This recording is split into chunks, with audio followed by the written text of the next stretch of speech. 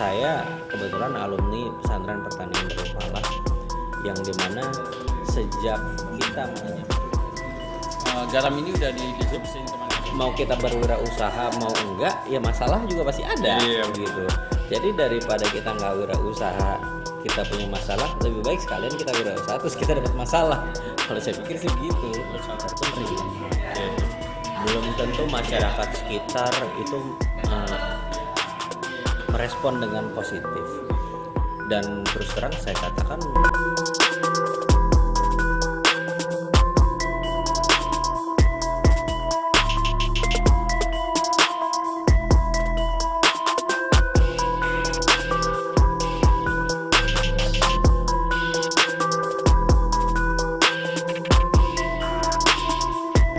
dan di situ ya mungkin mereka mengalami hal yang nggak ideal, atau bahasa kasarnya ya mengalami kerugian atau kegagalan. Kesalahan mereka adalah berhenti. Oh gitu. Kesalahan mereka adalah berhenti dan mereka cari jalan lain. Padahal berhenti itu kayaknya kegagalan sesungguhnya ya. Nah betul, kegagalan seorang pengusaha adalah ketika dia berhenti berusaha. Iya. Gitu. Harusnya ketika mereka mulai mengalami kegagalan atau stuck, Ya, di situ tempatnya belajar, cari solusi. Di situ dia belum dibilang gagal ya. Betul, nggak ada usaha yang gagal. Usaha yang gagal adalah usaha yang berhenti. Oh gitu. Gitu. Benar, Selagi betul, usahanya benar. masih jalan, Usaha yang gagal adalah usaha yang berhenti. iya. Lanjut Om.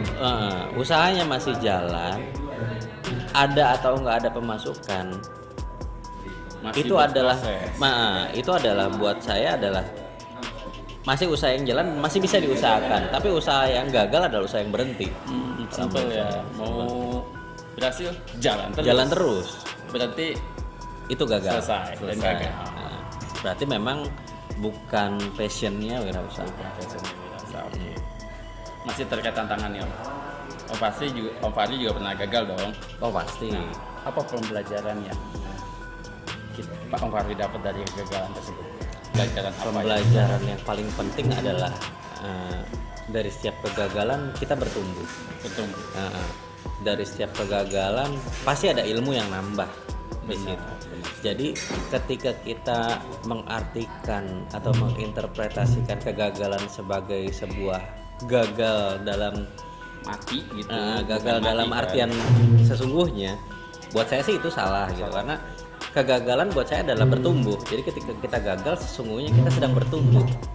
Gitu. Kita sedang bertumbuh lebih baik, kita sedang belajar lebih baik. Makanya tadi saya bilang, pengusaha yang gagal menurut saya adalah pengusaha yang ketika usahanya punya masalah dia berhenti. Oh gitu. Selama dia jalan dia Sama dia jalan, dia belum bisa dikatakan sebagai pengusaha yang gagal.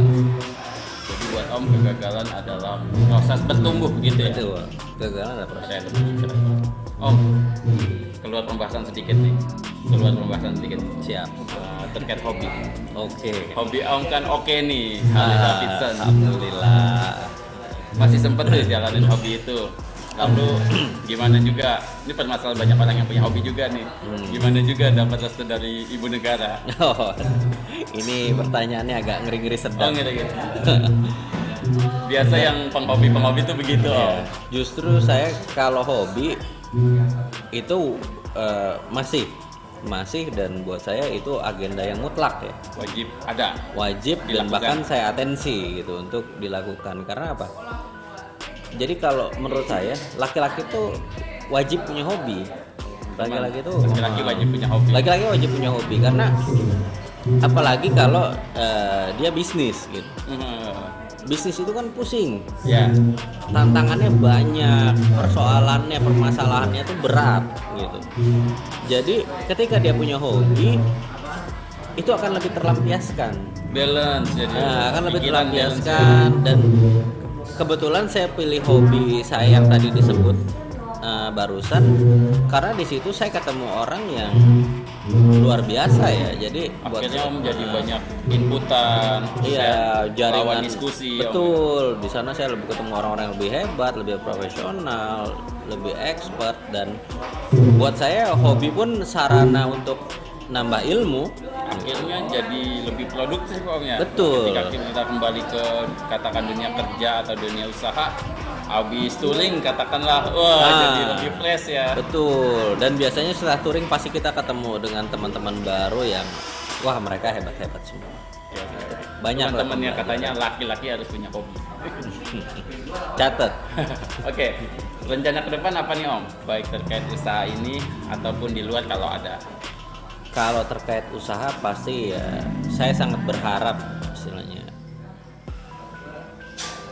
garam ini bisa jadi apa yang saya buat saat ini, apa yang Allah titip saat ini bisa diaplikasikan atau bisa dilaksanakan atau usaha ini bisa dibuka di seluruh wilayah Indonesia.